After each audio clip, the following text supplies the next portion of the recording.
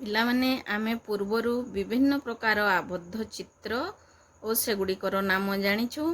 ସେହିପରି ଗୋଟିଏ ଆବଦ୍ଧ ଚିତ୍ର ହେଉଛି ତ୍ରିଭୁଜ।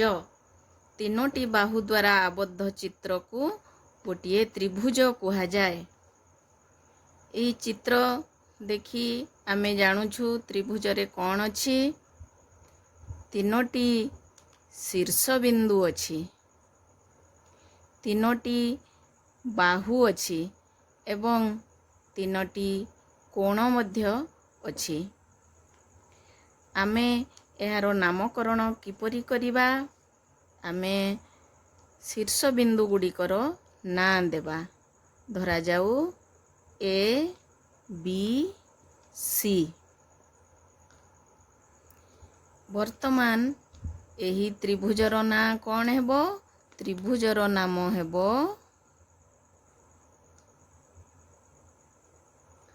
ABC ତ୍ରିଭୁଜ।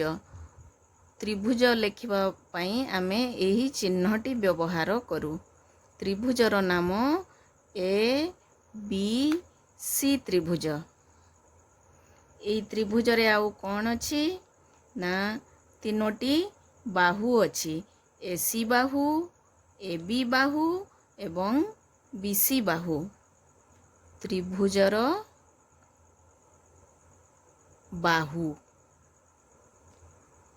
ତାକୁ ଆମେ କିପରି ଲେଖିବା? ବାହୁ ପାଇଁ ଏହି ଚିହ୍ନଟି ବ୍ୟବହାର କରାଯାଏ। ତ୍ରିଭୁଜର ବାହୁ ଲେଖିବା ଆମେ AB ବାହୁ, BC ବାହୁ ଏବଂ AC ବାହୁ। ସେହିପରି ଏହି ତ୍ରିଭୁଜରେ ଆଉ କ'ଣ ଅଛି? ତିନୋଟି କୋଣ ଅଛି। କୋଣ ଗୁଡ଼ିକର ନାମ କିପରି ଦେବା? ACB କୋଣ। AC ବାହୁ ଏବଂ BC ବାହୁ ଦ୍ୱାରା ଆବଦ୍ଧ କୋଣ ACB କୋଣ। ସେହିପରି CBA କୋଣ। BC ବାହୁ ଏବଂ AB ବାହୁ ଦ୍ୱାରା ଆବଦ୍ଧ କୋଣ B କୋଣ, CBA କୋଣ। ସେହିପରି AC ବାହୁ ଏବଂ AB ବାହୁ ଦ୍ୱାରା ଆବଦ୍ଧ କୋଣ CAB କୋଣ। ତାକୁ ଆମେ ଲେଖିପାରିବା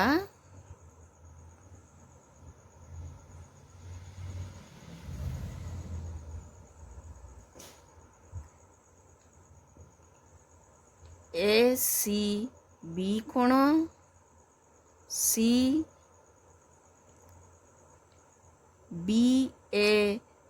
କୋଣ ଏବଂ ABC କୋଣ। ଆମେ ଜାଣିଲେ ତ୍ରିଭୁଜରେ ଅଛି ତିନୋଟି ଶୀର୍ଷବିନ୍ଦୁ।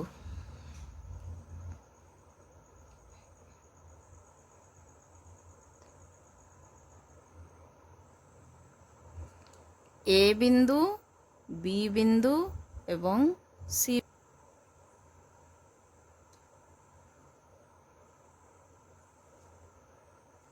ସେହିପରି ଆମେ ଆଉ ତିନୋଟି ଚିତ୍ର ନେବା। ତାର ନାମକରଣ କରିବା।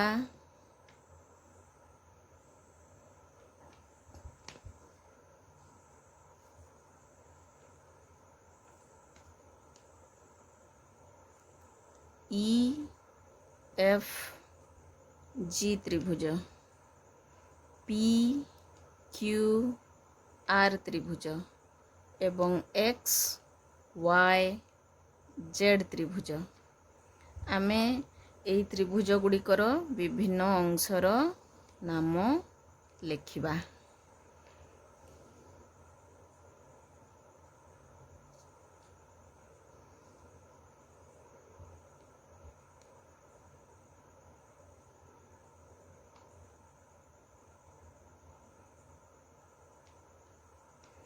ତ୍ରିଭୁଜର ନାମ,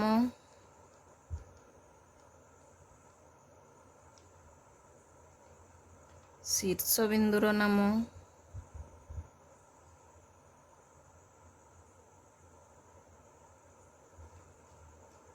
ବାହୁର ନାମ,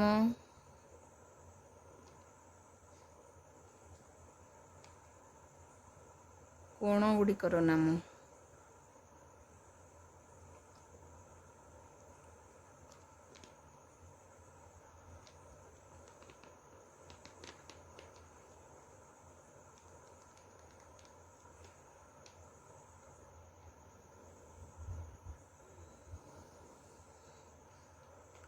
प्रथमे आमे नेबा EFG त्रिभुज।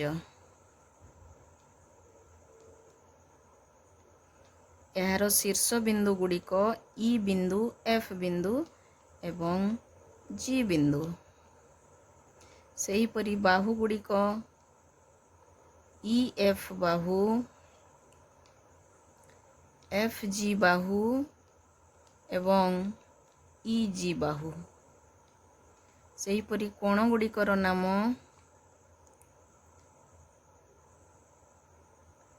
EGF कोण, EFG कोण एवं GEF कोण।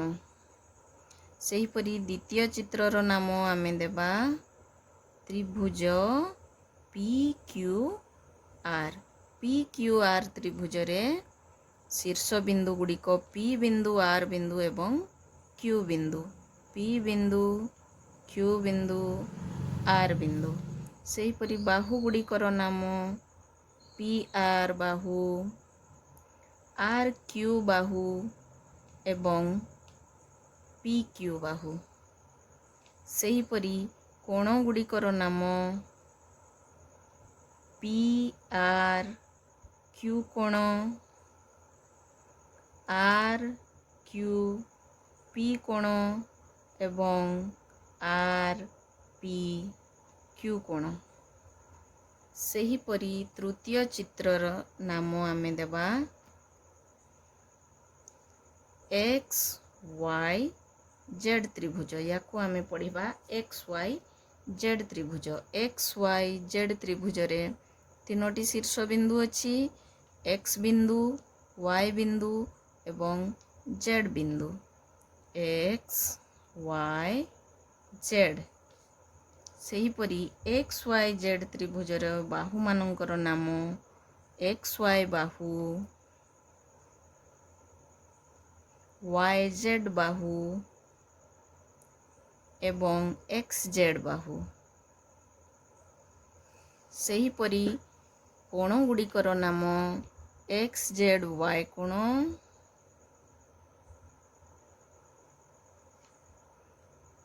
ZXY कोण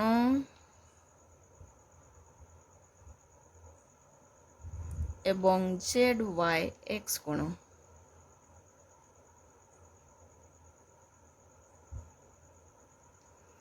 एहीपरि भावे आमे त्रिभुजर विभिन्न अंशर नाम लेखिबा एवं